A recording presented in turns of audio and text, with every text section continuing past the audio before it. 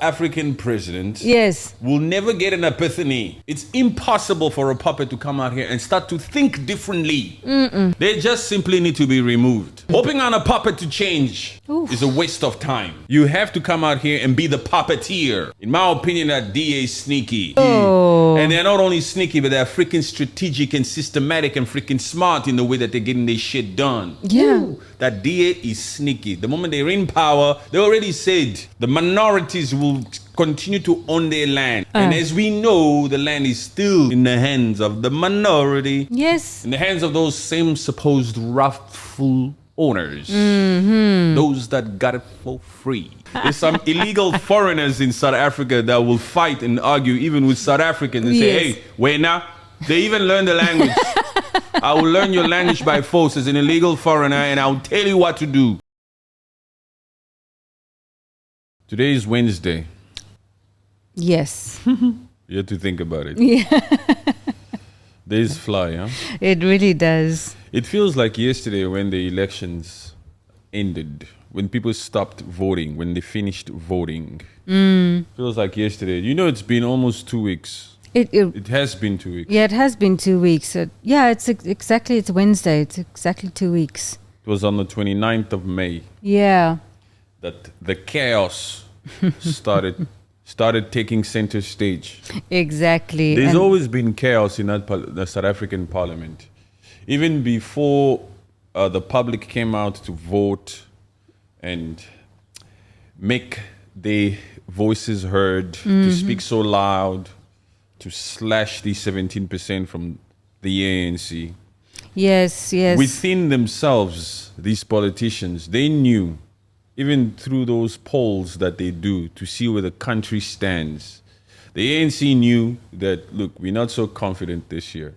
Yeah, I mean, showing the criticism that they received in the past 2 or 3 years, especially because of the load shedding, they knew that they were getting the run for their money this year. You know, when you just think like this, what did the ANC accomplish in the last 30 years? We can say in the last 30 years, we can bring that up and have a discussion about that. But let's just go easy on them first. Just simply in Cyril Ramaphosa's administration, I see there's nothing that really stands out to me that the ANC accomplished. I think maybe Cyril, he was put in a bad position, especially the way he came into power. I mean, he was Zuma's deputy president, Zuma was put out in 2017, and Cyril came in December 2018, I think only, and since then, because of the government that he received, he was just very slow in taking decisions and making things happen because he was trying to overcompensate, I think. You saying he was put in a bad position, are you making excuses for him? No, I'm not making excuses. You say he was put in a bad position. I'm not making excuses. Just imagine, even as a deputy president, even when I played basketball in my younger days, I'm still young, thank you very much. But even when I played ball in my younger days, if I was the vice captain, even if I wasn't the vice captain, if I was just a regular player who aspired to be the captain of the freaking team, I knew everything that happened in the team. I knew every single play. I knew the defensive stuff. I knew the offensive stuff. I knew everything. I was already prepared because I always knew. And at that level, he's supposed to know every single thing about the country. So he's supposed to be prepared as the deputy president, regardless, because they are sworn in this position to have those responsibilities. Otherwise, he was sleeping throughout his whole deputy marathon or whatever it was before he took power. Yeah, I get that. But you also, Zuma was, he basically ran a corrupt government, as they say. That is why he was thrown out of government. Yes, I put quotes. Corrupt government. So that should not even be in any debate. Yes. As long as something is allegedly, We don't care if the entire country sings Zuma must fall. If a court of law has not found him guilty of such, it shouldn't be brought up in any discussion. Otherwise, it's just what? What's the nice word? I like to use this word every once in a while. Innuendos. Yes, Just yes. innuendos. Yes, hearsay. Did you put the evidence on the table? Yeah. You gotta put the evidence. We're talking about major defamation of character stuff over here. You calling me corrupt and you haven't produced any evidence, and you are willing to stand here and have me participate in this type of discussion. No, you gotta, excuse me, madam, can you remove that off the minutes, please? They don't have the right to mention such things. Did anybody find me guilty of this? Have I been pronounced guilty of corruption in any court of law? No, so please, I will not answer that question. That's why I like the interview that he did with that particular lady from Newsroom in that Atlanta estate. Yes. He kept on cautioning her and stopping her in her tracks to tell her, excuse me, but was the evidence there? Yes, I get that. Which you are very right. You cannot say something if it's not true. Nothing has been confirmed. But I'm saying Even if I did something here and you saw me do that thing, yes, right? Yes. If when we are in the public eye or in a public setting, you can't come out here and start saying, you did this, you did this, you did this. Oh, yeah. You have to produce evidence and proof to the audience, to the people. I reserve the right to say, she's lying. I reserve the right to look at you in your face and say, you are lying. Show the proof. Where's the proof? Yes. Especially if I know I scanned that whole place. There's no cameras. There was no cameras. There was no CCTV. There was nothing. I reserve the right to say, look, we cannot sit here and start blowing smoke in front of you. Yes. So that's why you see some people, they know for sure that that particular individual is guilty of a certain crime. Usually it happens in like, you know, when couples fight. Yes. In certain divorce disputes, like the one we had with Johnny Depp and Amber Heard. Yes. Yeah. So either one of them would testify and say their own piece according to that. But if there's no proof, the other party or the other partner reserves the right to say, that is absolutely not true. With a complete straight face. Yes. A complete straight face. Anyway, going back to what I was saying, the ANC, in my opinion, has done nothing. They have done nothing. And it's not big. I'm not even an ANC supporter. Me I'm not neither. an ANC supporter. No, I'm not. Me neither. And okay, some people say, of course you say that because you're not an ANC supporter. I'm not an ANC supporter. You understand, huh? Yeah. I'm not an ANC supporter. Even I was a Madiba supporter. Yeah. I was a Madiba supporter, a Nelson Mandela supporter. Yes.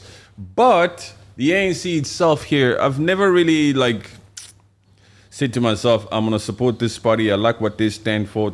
I just look at the result. What are these people doing? As far as I know, look, especially for us entrepreneurs, business people who travel a lot, when we land in that, for example, Mother City, Cape Town, before you get to the CBD, before you get to the 5-star hotel, to all these fancy places, to Kents Bay House, London, all these places. Yes. You gotta see that township first. That Langa, that Nyanga. Yes, that road from Cape Town, from Cape Town International Airport, that road. You have to see, I'm first of all exposed to the crap that is evident, that's in the public eye on that N2. Yes. You look at it like this and you say, what, the DA is in charge in this town? What kind of crap is this? And they stand up and say, vote for me, vote for me, vote for me. Look at this freaking township. It's right here by the international airport. Yeah. Those billboards don't hide anything. Those way of lives. Yes. Yes, they don't hide anything. It's apparent right there. These South African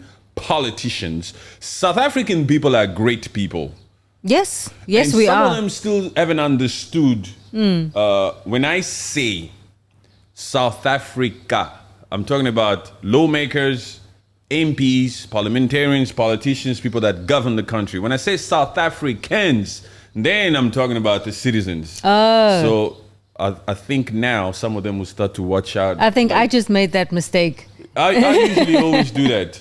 Okay. Because I know that it's not the people's fault that some of these stuff exists. Some of these, Yeah, these laws. these laws, Yes. these townships, this Alexandra, Soweto, Guguletu, Nyanga, they exist and people are living with no clean water and all that stuff. There's a side to South Africa that a lot of people don't know. A lot of people are living in crap conditions over there. Yeah, and The they masses. Yeah, and the thing is about it that South Africans, I think that my people, they smile through it a lot, and that makes it seem like it's okay, but it's not okay. These people in parliament, in politics, they need to be able to know that they are just getting through day by day, but it needs to be fixed. It needs to be fixed. Yeah. It needs to be talked about, discussed about. It needs to be said. And it needs to be confronted. It needs Yes. to be confronted. I also understand Gayton McKenzie's stance is somehow controversial way of bringing his message to the forefront. When he speaks about illegal immigrants or illegal foreigners in South Africa, Yeah. profiting from South Africa as an illegal foreigner. I understand his stance, his delivery, and the way he speaks, and perhaps maybe in his speeches, perhaps maybe it's not fully defined. Because a lot of the people, even in the audience, when he speaks, they'll just be looking at this guy and the way that he speaks and the tone, how he's delivering his message. But if you think about the content, the message, the reason why he's running, the reason why that party is formed, it makes total sense. Yeah. There's absolutely no way that I'll let anybody walk into this house right now and start enjoying the comforts and the privilege of that bed down there. You understand? Yeah, I get you. Imagine I get they you. come in here, they open your fridge, they do what they need, and they start arguing with you. Why you didn't fill this fridge? There's some illegal foreigners in South Africa that will fight and argue even with South Africans and say, Yes. hey, wait now. They even learn the language. I will learn your language by force as an illegal foreigner, and I'll tell you what to do. Those are the people that piss Gayton McKenzie off. He says, hey, these ones they must hamba. Yes, it's true. It's those ones that will get into that South African line only at the airport and say, yes, I am South African. You know? It's I those used to ones. get in that line. I get in that line, huh? You see that line? I Yes. always get in that line. And you have to be slick with it. At the end of the day, you have to have swag. You have to have charisma. If you don't have charisma, you stand at the back of the line. As a non-South African, when I land at Cape Town International Airport, man, I line up where it says South Africans only. I grew up in this town. You understand what I'm saying? I mean, whether I have my papers or not, you want to know, I'm not going to disclose that over here. But that's where I go. And I find that beautiful Sissy. Sissy will just look at me. She says, you come from where? You shining, huh? You shining. I say, my sister, how are you, my sister? She just looked at me and says, you're supposed to be in that line, huh? I said, my sister, look, I'm tired. Oh, how was your day? And she just looks at you and she hears the thing, And she just, it's fine, my brother. It's fine. Tin, tin. Enjoy your stay now. Enjoy, yeah? Thank you, Sissy. It's true. You have to. Oh my So gosh. some of these foreigners, they go around like that. Yes, that's true. Yes. Yes, but yeah, you gotta use the tools that God gave you, to get around and get your way and convince people the way that you know how to, especially with those home affairs in that Barrack Street, in Hey. that CBD of Cape Town. Woo! I The way it cannot. gets jam packed over there.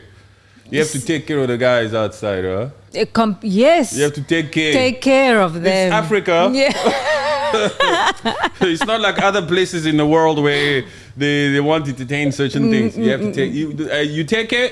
Boss, what's up? Yes. Hey, my bro, what's up, brother? Done. Exactly. In and out. The line is still growing out there. Yeah. This line is still growing. Yeah, that's true. You have That's to take care true. of the citizens. Yeah, and As sometimes. foreigners, you need to know how to live in somebody else's country.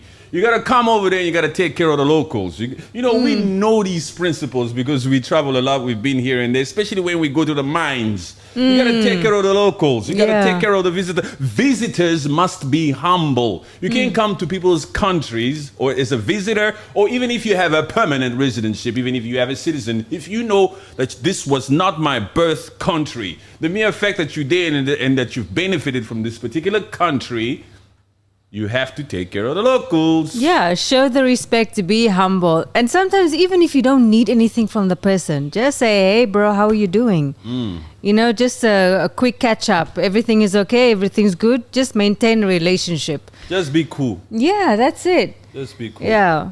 Okay, before we go on with South Africa, because this is such an intense week with South African politics, before we get into this GNU, some interesting news coming out of West Africa with Niger. Remember Niger? Yes. Niger, the people from Niger, the people from Burkina Faso, the people from Mali, and perhaps I'm guessing Senegal.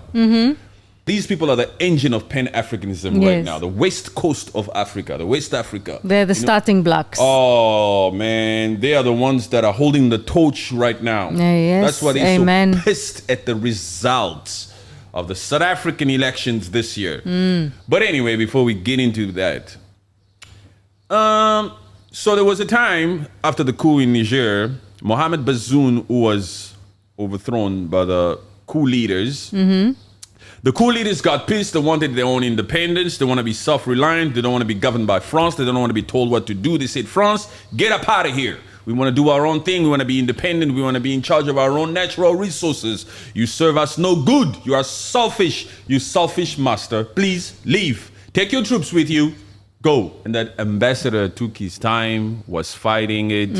Emmanuel Macron from France was saying, we don't recognize the coup leaders. They are not the legitimate democratic elected leaders of Niger. And these aren't the people that we are in agreement with. We do not recognize them. And so therefore, whatever demands that they are making, we will ignore. Yes. They are not a legitimate entity.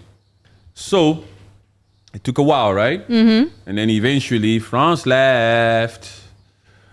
Some news came out about a day or two ago where America Okay. has also come out and said, fine, we will leave also.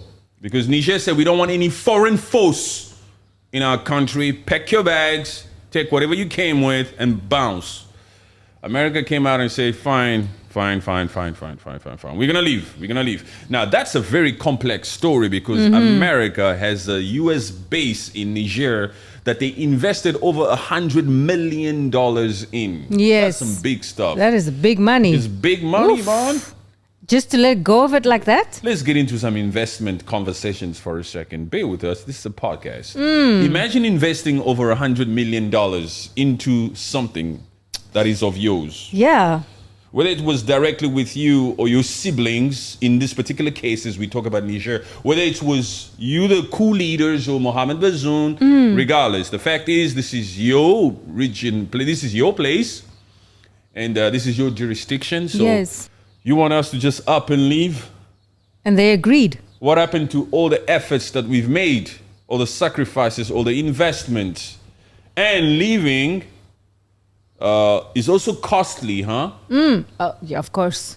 Just as much as it was when we came here. And the reasons why we came here, says the American troops, is to help fight terrorism within the Sahara region, right? Yes. So that was our purpose. But the interesting point here is that America says yes, we'll leave, but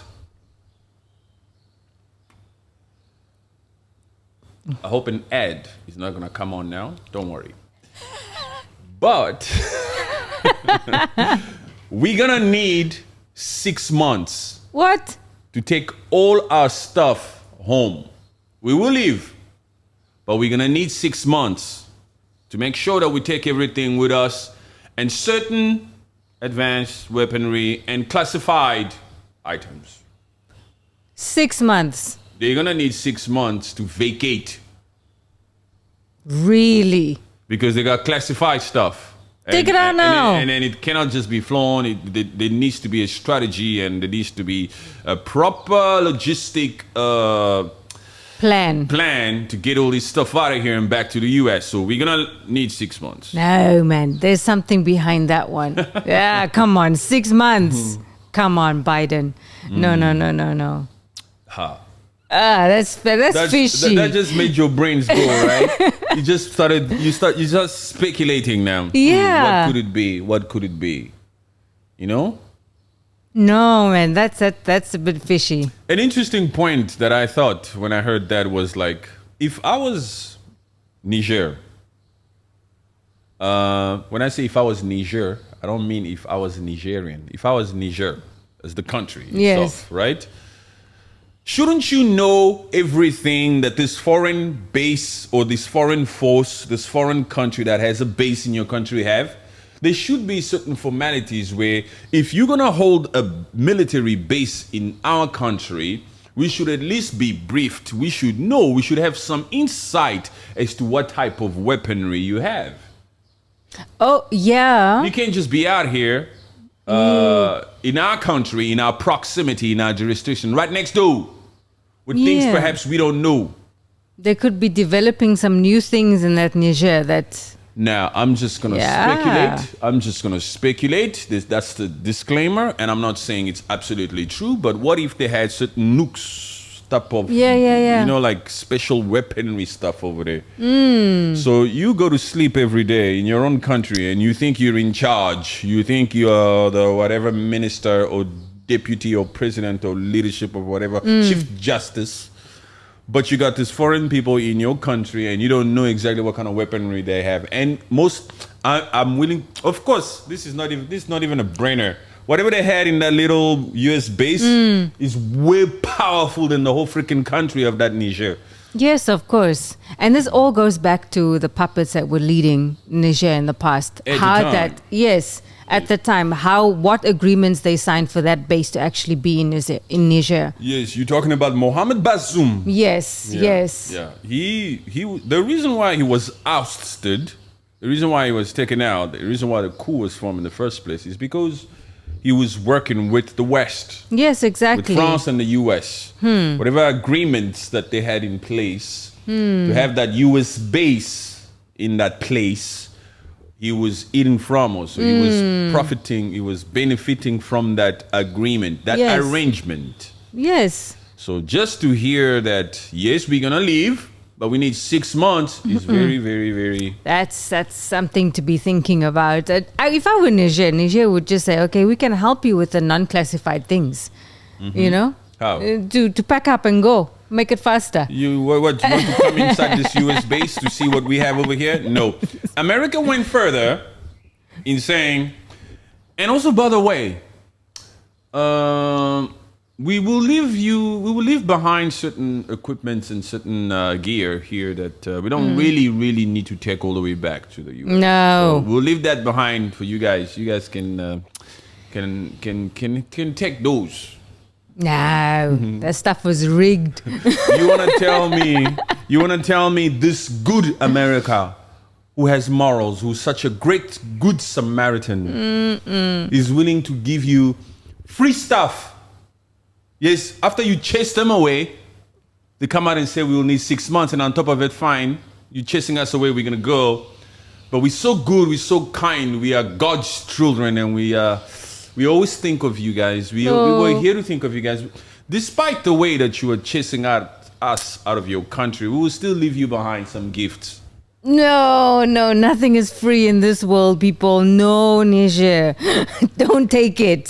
So you chase somebody. Somebody comes into this. You have an agreement with a visitor. Come and visit me at whatever time. They come in here. Anyway, there's a dispute, there's an argument that breaks out between the two of you, and then you ask them to leave. They say, fine, I'll leave in 5 minutes. I just want to use the loo a little bit, but you know what? I'm going to leave some gifts in the room also for you, okay? No, thank you. No, thank you. You're going to think, what the hell are you taking from this house?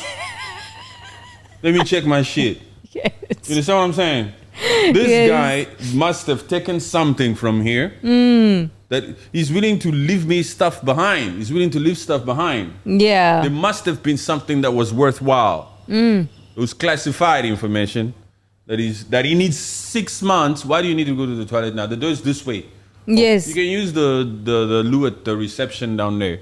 Why you want to go? You understand? Yeah, I know what you mean, yeah. So that's very interesting. But you know, that also leaves a gap in that Sahel region, because that U.S. base, despite, regardless of what our opinion is, right? Yeah. Whether the West was taking advantage, they were taking advantage of these African countries. Don't get it twisted, but I'm trying to make a point. When America leaves like this, these other supposed terrorist groups or whatever, these other insurgents, these militant groups, they would know that the heavy artillery is no longer around there. Oh. You can come in there now and do whatever. What does Niger have? Niger, what do you have? Yeah, the protection. This deal that you keep talking about with the Russians or whatever, is it true? What do you have over there? Yeah. That's why you see sometimes these countries, and in the case, for example, of Burkina Faso, they will showcase What they have. Yes, they will have that little parade. Yes, that's why people have parades. Yes. You understand, huh? Kim Jong-un. He comes out here and say, hey, we have ballistics too, huh? Yes. What you talking? You want to see? You want to see? Okay. Come on, boys. Line them up. It's a show of force. Yes, of course. At the end of the day, it all boils down to force. Because if we cannot see eye to eye, you can't be out here threatening me like this. You should respect me. Even if you don't respect me, you're going to be forced to feel me. Yes. So that you don't underestimate me. We don't want no unnecessary casualties around here. So I don't care if this will violate international law. Just look at it first. Just know that we're producing this. Just know that we are manufacturing this. Yes. You have to force yourself in the room. Today, Kim Jong-un is respected. Yeah, because he showed his stuff. Whether he's respected or feared doesn't matter. It's working in the advantage of the Korean people, North Korea. Yeah. It's working in their advantage. No one's going against them, yeah. There was actually a funny thing that happened. I think it was about 10 days ago, where, I don't know, please correct me if I'm wrong. There's a disclaimer here because the story is a little bit foggy in my head. But I think it was South Korea that's been doing some stupid stuff in North Korea. I don't know if it's in terms of littering or something like that. And so what Kim Jong-un decided to do was to pack up a whole bunch of rubbish, feces and all like crazy, dirty stuff, disgusting stuff, onto a plane and dropped tons of it all over that South Korea. Really? Yes. I would have tried to look at it now. That was crazy. And I was like, what? This guy went to all the trouble to load up a plane. Yeah, full of dirty shit. He said, look, you're not going to be dirtying my country. Oh. As a return, as a favor back, here, go and throw all this rubbish there. There's nothing too petty for him. Yeah, it's petty, huh? It's a bit petty. But he don't care.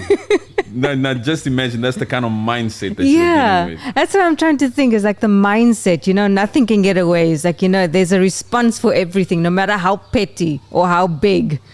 That's quite crazy. That's what we need in Africa. We need leaders out here who also showcase which leader? Which leader can the whole African continent look up to? These Rwandese keep claiming that their president is top dog, he's excellent, he's all this, he is all-knowing. According to them, they want him in power forever.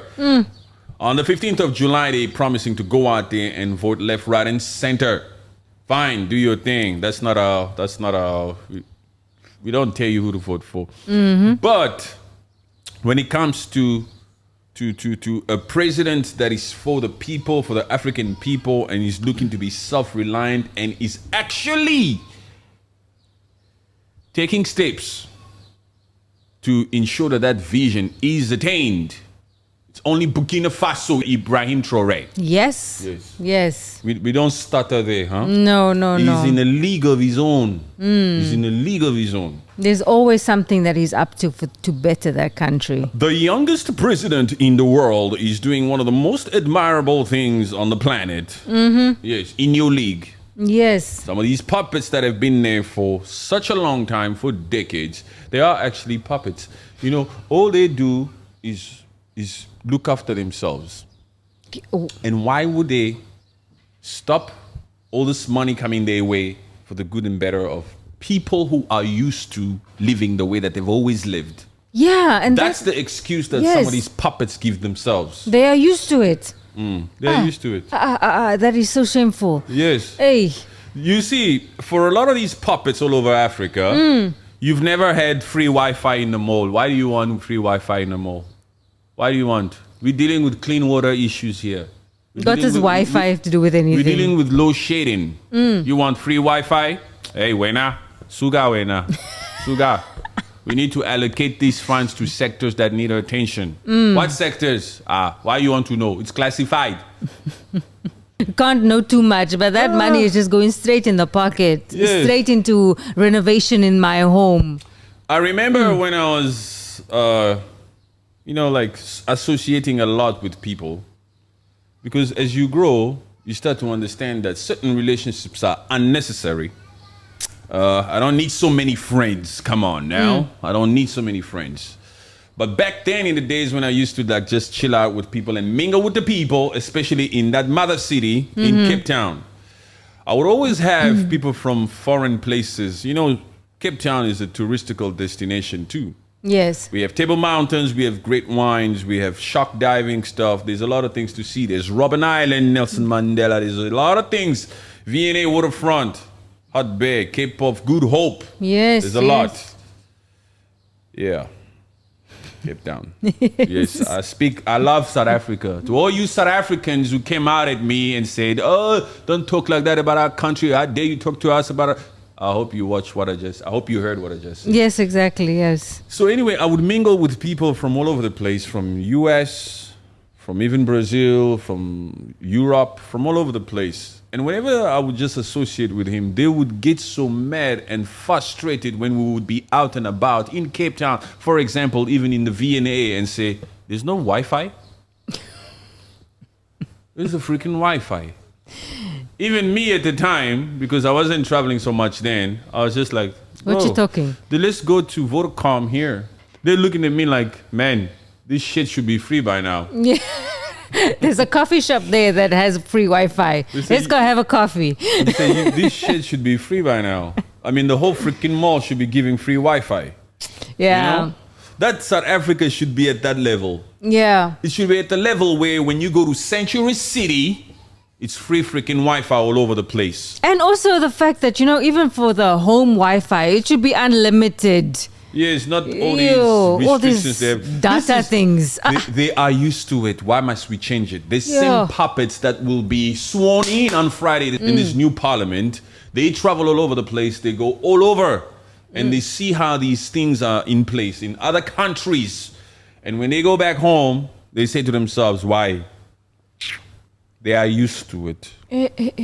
Africans are used to it. Why do you want to give them free Wi-Fi? They are used to it. What are you talking about, free Wi-Fi in waterfront? We can use that money for other things, man. They are used to it. In fact, I think they're getting too much electricity now. Let's just give it to them like... in intervals. Yes, in intervals. That's too much freaking free electricity. We can make money here. We need money. They'll just fill up some freaking piece of paper. We need money to be allocated for that project. It's for the good and better of South Africans. Meanwhile, corruption. That's how they operate in that Africa. They are used to it. Jeez. What I don't understand is, these politicians changing things for the citizens means that they can also stay in power longer. Yes. And in a more relaxed way, in a fun way, maybe, As much as I disagree and I don't like the fact that... Is that a jet ski? Yes, it is. That guy's having fun, huh? Jet skiing into the sunset. Let's let the jet ski guy go by. He's got a chick on there. He's got a chick on the back. Yes. Some people are living life, and some people are waiting for a great party to be in power, and some people are waiting for this GNU to be formed, and some people actually went out there and voted and said to themselves, this particular MK will do it. They're going to do it for me. Some people actually vote with the dream at the forefront. They say, I know, he will vote, he will give free education. Yes. No, man, I have to go And they stand in line for 8 hours, huh? Yeah, they are true believers that, they vote. It matters. I have to do it. And that's actually very admirable. We're not making fun here. I'm not making fun of it. Yes. But, there's people that take it very, very seriously. Very seriously. Yes. And as much as I encourage people to go out there and vote, me stand in line for 8 hours, no way. Yeah, the process it's tedious. Of course. Yeah. Somebody will say, yeah, that's because you are privileged. You want to go to certain places. You want to take care of certain people so that you can do your thing quick. Yeah, we do what we gotta do in order to get our way. Legal stuff only.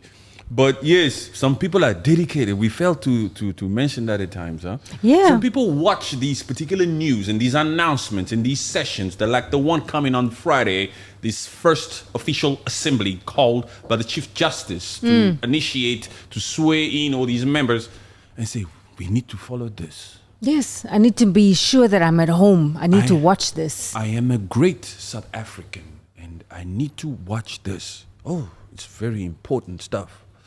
And they sit there and they hope. Yes. Yes. And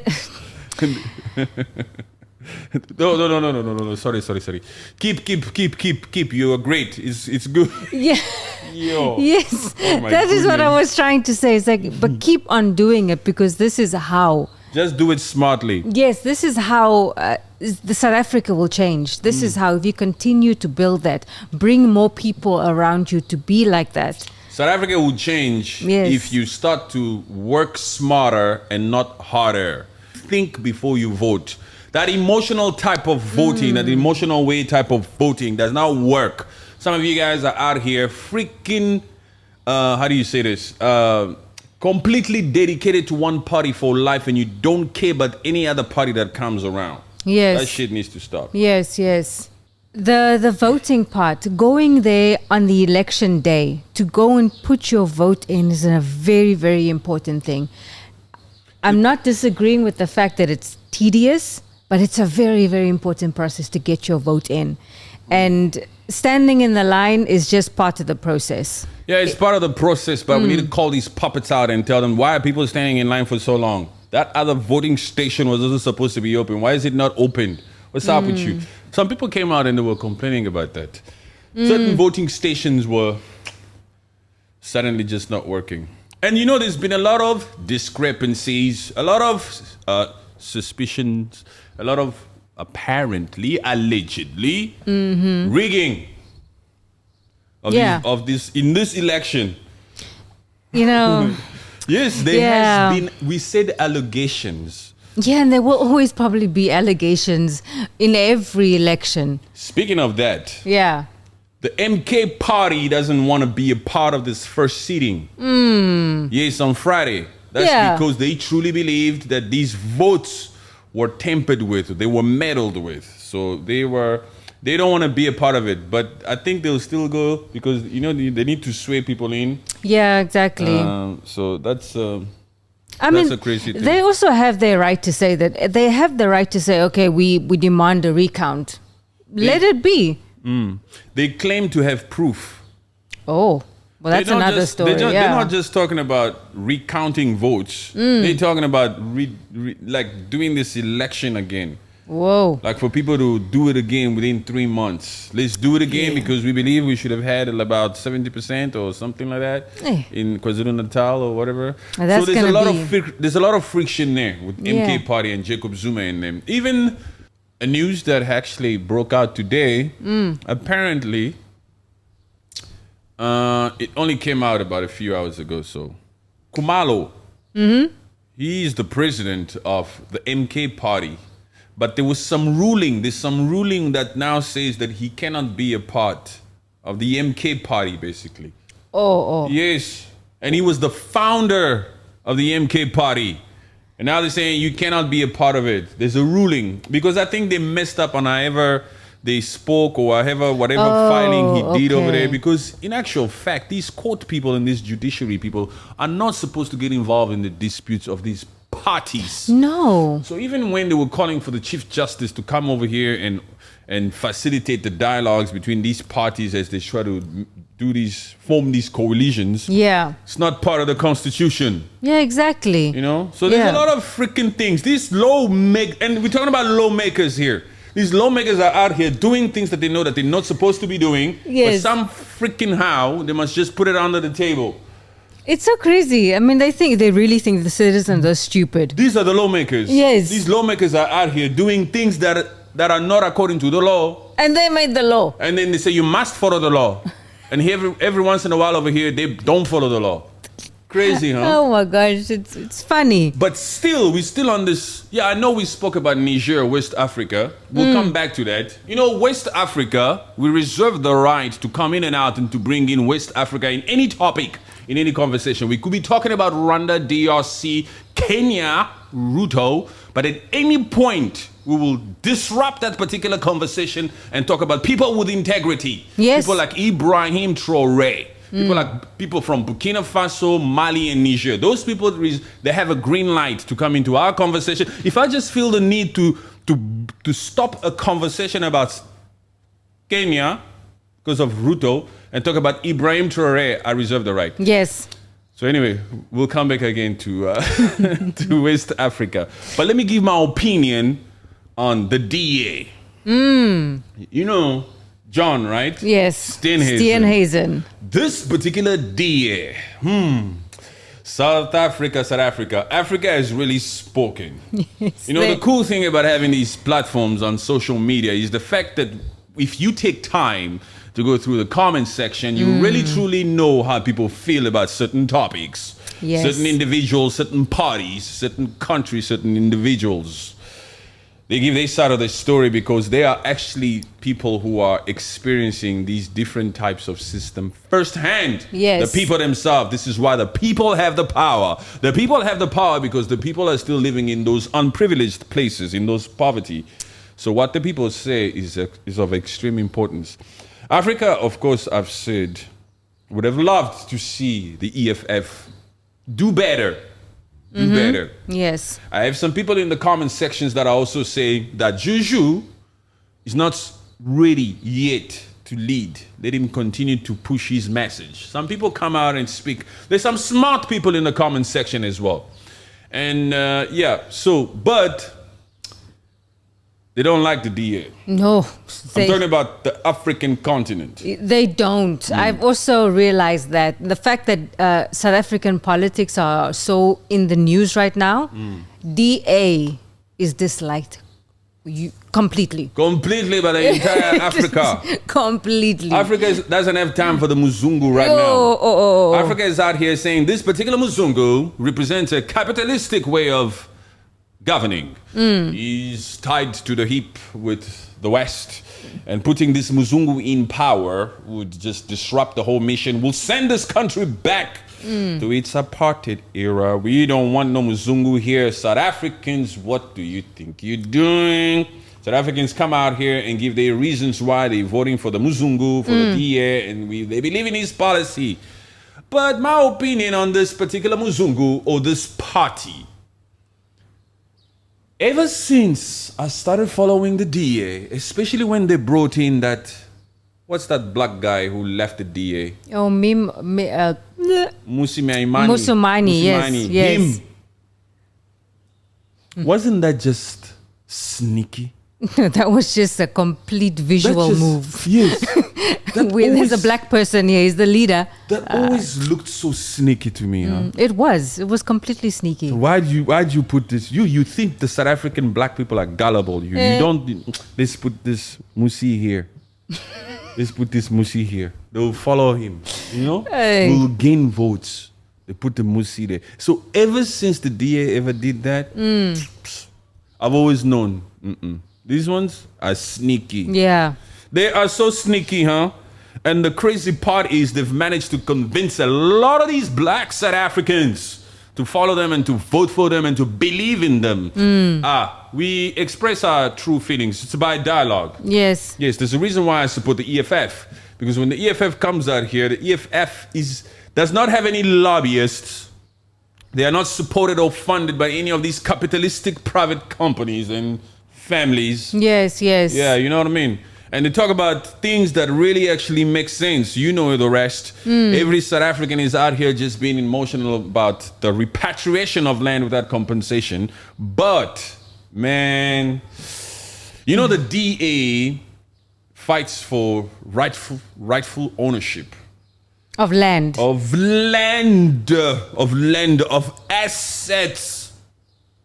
Whoever bought it owns it. The majority of South Africans think that they are talking about their little apartments and their little small properties here and there, that little thing they put in that Airbnb. They're not talking about your Airbnb. That is so small. Yes. We're not talking about your Airbnb. We're talking about nationalizing the assets of this country so that all that funding is allocated towards stuff like load shedding. You are out here. Otherwise, where would the money come from? Yes. Where would the money come from? To fix all this load shedding, to fix all this, to give you free Wi-Fi, to give you all this free stuff, free education. Where would this money come from? So there's a big thing there, and this is the thing about emotional voting. But we need a change. We need a change. I honestly think, because I think that he's going to be deputy president. Who? Steenhuisen. Yeah. I think that's the way it's gonna go. How did he describe the potential coalition that people were suspecting would take place between ANC, MK, and what's the other one? EFF. Doomsday. That's what John Steenhuisen came out and said. If the coalition should be made that involves the ANC and MK and the EFF, that would be doomsday for South Africa. Yeah. I don't know. And they will try to spin it. They will try to talk about the fact that it would be corruption would go through the roof. It's already gone through the roof, man. With the ANC itself, it has already gone through the roof. Yes. But UDA, they've also done some stuff. they haven't. We spoke about Cape Town International, Yes. that route, that Yes. into it. We spoke about Langa and Nyanga next door when you're getting into that Cape Town. All that mess. Hey, go to the CBD of Cape Town. You know how many homeless people are staying there? You want to talk about DA, go to the freaking CBD. You know where that Grand Parade is? You know where the castle is? Yes. They are human beings, South Africans. Even that Sea Point Promenade. They all over the place. Yes. The percentage of homeless people have risen to freaking skyrocketing numbers in that freaking mother city. And everybody's like, no, the DA, the municipality. Please. There's nothing there. Yeah. There's a lot of crap happening there. And even some of the, what do you call these people? The guy who wear the law enforcement people. Yeah. Their duty, they've been told you must just chase these people out of here. And they just do it so calmly. Chase these people out of the CBD so that when the tourists come over here and they take their pictures on their iPhone 14 or 15. They don't see it They in the don't see background. this side. These people are bringing another side of the mother city to the forefront. Can you chase these people out of here, please? Yeah, that's that Cape Town. Mislaid. Yeah. But The DA, in my opinion, is extremely sneaky. Yeah, they're sneaky because they're very good on social media. They're showing people shaking their hands and stuff like that, but in the end, they're not doing anything really. And also, when you think about it, if the DA should gain power and rule South Africa and govern South Africa, what will it actually mean? It would mean that the NP party declared in apartheid days, the colonizers and all that people, the white folks, did a better job somehow in governing or ruling or managing the assets of the country. When the black folks came in power, for 30 years, the shit went to the ground. And now the DA is in here to rectify things. Rectify situations, and we have some of these gullible South Africans getting ready to look. As a black South African, since Madiba days, since 1994, you got power as the black people. You're in power. Now, ANC had the majority for 30 years, fine. They messed up, fine. Yes. Hand it over to another black party first. Before you completely go back to the other side. Yes, yes. Oh, not all black people failed. What up? What's up, man? Not They're so all black quick. people are corrupt. They're so quick. Hey, for 30 years, it was the ANC party that messed up. It wasn't EFF. Yeah. What you talking? Some fool will come out here and say, yeah, but even that EFF, where do they get their knowledge from? That Julius Malema was once part of the ANC. Yeah, but he went away. He took out, and it's not all 30 years of the ANC. I want to say that Madiba days, I want to trust that there was no corruption in Madiba days. They can't come out here and on day number one just begin to go crazy, huh? Yeah. Yeah. But Madiba, even before he passed away, he decided not to run again. Yeah. And he just said, I want to stay home. Yeah, that's normal. He went completely against all the puppets of Africa. Yeah, it's normal, man. Some of them want to die on that seat. He said to himself, hey, look, enough now. But he also did what he did. And I'm not traveling out of South Africa anymore. I'm tired. Okay? Yeah. If you want to come and see me, you can come and see me. Yeah. But I'm not going out there. No. Okay, it's fine. You guys, Yeah, that's true. It's very admirable what he did. In every form. Every form. He just went to the concerts. He stood on stage for 5 minutes, did his little dance. You know, he enjoyed his last years, I think, Yes. It was very admirable what he did. But, it should come into question these African politicians. These African politicians. These other African presidents. These other African presidents. Yes. Will never get an epiphany. It's impossible for a puppet to come out here and start to think differently. They just simply need to be removed somehow. Hoping on a puppet to change is a waste of time. You have to come out here and be the puppeteer. You have to hold your leaders accountable. You have to choose wisely. You can't be emotional about your voting. You need to think about it a little bit. You just need to take some time and try to think about it. It's about working smarter, not harder. In my opinion, that DA is sneaky. Yeah, they are. Since they used that Musimani or whatever that guy was before they decided to say, hey, we're going the other way.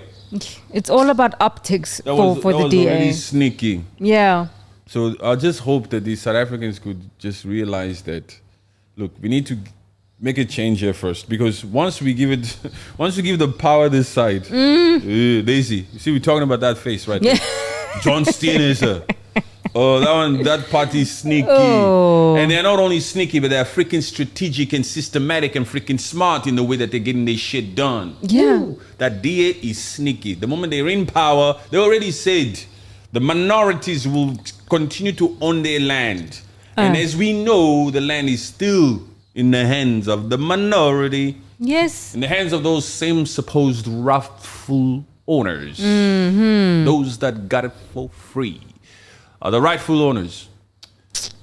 South Africa, come, vote for us. We'll fix load shedding. You voting him because of load shedding? He's going to make it worse. They're voting for the DA because they want the load shedding to go away. They don't know that that's nothing. The DA will they'll make sure that the load shedding goes away, but your freaking way of life will still remain the same. Because even that load shedding, once the lights are back on, bam, that's it. But now what? Your wages. They'll cut that minimum wage to 3,000. Yeah. And how much is your cart? How much is your trolley in Pick and Pay per month? For 1 week. Not for 5,000 rand. Not even for 1 month. For 1 week. That 5,000 rand? It's probably 5,000 rand. No, maybe you are talking middle class. We're talking to the masses. Yeah, maybe. Of South Africa. Maybe, yeah. That lower class is below middle class. It's huge. That's where most of the votes comes from. Yeah. When these parties go out and campaign, they go and appeal to them, because those boys or those people, those citizens, those particular South Africans with their IDs, are the ones that make the votes. Yeah. Some of the privileged people of South Africa who are well off don't even freaking care about voting. But What must I vote for? You think the people who are well off, who are able to travel all over the place, stand in line for 8 hours? I want to believe that they If do. it's open, let me just call that guy first. Go stand in line for Let me me. call him. My friend, how's the line looking there? Okay. All right. Okay, I'm coming. It's too long? Look, I'll do it next time. Cape Town International Airport. Phew! Paris. Yes. They don't give a shit, man. Probably. It's true. Probably. It's these ones that are hoping for a better South Africa that go like that. Let me vote. Yes. But anyway, we just hope that they come to a resolution, they come to an understanding where they meet each other. But this GNU is just, I wonder how this thing will work. GNU is not going to work. We know that already. People. It's a cop-out, huh? Completely. It works in the interest of the ANC. Yes, in interest of Ramaphosa. Ramaphosa must leave. He's going to, but I don't think that. I think he will resign. Let's see. But for me, I don't think that he obviously doesn't want to leave, but it will be a better thing for South Africa if they appoint a different ANC president. You know, these presidents, these people in power, once they have all that power and all that attention, hey, they are humans, right? Yeah. It just clicks in their brain like, ooh, This is nice. Life is beautiful. They have conversations between themselves also as presidents and royalties and queens and kings of certain countries. It's a club. It's a big club. You know, he gets to discuss certain issues with past colonizers and stuff. Yeah. He flies over, sometimes private, sometimes we don't know. What do you mean state visit?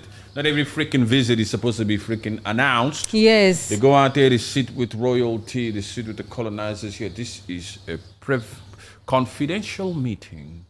There was a plane that landed in South Africa in that Gauteng, and we don't know who it was. Oof, the British are in town.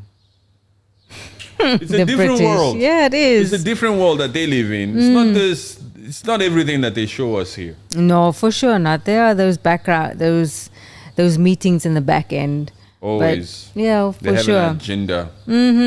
That's what that DA has. I hope you guys make it all the way to this far, like with this podcast. Perhaps we'll clip this for them and just throw it on that TikTok so they can go crazy with it. Yeah. It's true, because for me, in my opinion, that DA is sneaky. Very sneaky. Extremely sneaky. They are all about the optics. Don't always believe what you see. It's crazy. But yeah, this Ramaphosa, he really needs to just get the picture and just take a nice way out. Not what happened with Zuma. Take a nice way out and just say, okay, let's try with a different one. But that Steenhuisen is definitely going to be deputy president. You know, you can say not what happened to Zuma, but even that was unlawful. Yeah. It wasn't the right way. I fully agree to with that treat way. him. Yeah. Yeah, that's why he's messed him up this way. He's the one who messed him up like this. Yeah, he formed the MK. Yes. He took their votes. And fate is fate. Fate is fate. If they were right, they wouldn't be in this mess. Yeah. If they... there are Simple. Facts. Yeah. Did you recognize that truth? It's the truth. Yeah. Yes. If the ANC was right with the way they treated Jacob Zuma in his second term, they wouldn't be in this mess. Yeah. God has a way of working things out the way that he chooses. Look, this is fate. That's why they now find themselves after freaking 30 years. You are no longer the majority. Wena, you are no longer the majority. Abo. Hi, Boena, you are out. We are not voting for you this year. You see all those CCs? Yes. Those CCs, those ones who sit in Pick and Pay. You have a lot of money, huh? Yes. You buy all of this. Those ones, they're so funny, huh? Very real. You are recording me. Even the police officers of South Africa, those CCs. Yeah. My sister, why are you stopping me? Why am I stopping you? You did not see that line? She starts writing. And you're recording her. You are recording me. Hey, you want to see this side? You want to record me? This is my better side. Record. They are very funny, huh? You just look at her like, oh, Lord. you are refreshing. Yes. You are refreshing. My beautiful South African sister. Yes. All right. Thank you guys so much. Thank you very much, guys. Boom. Much love.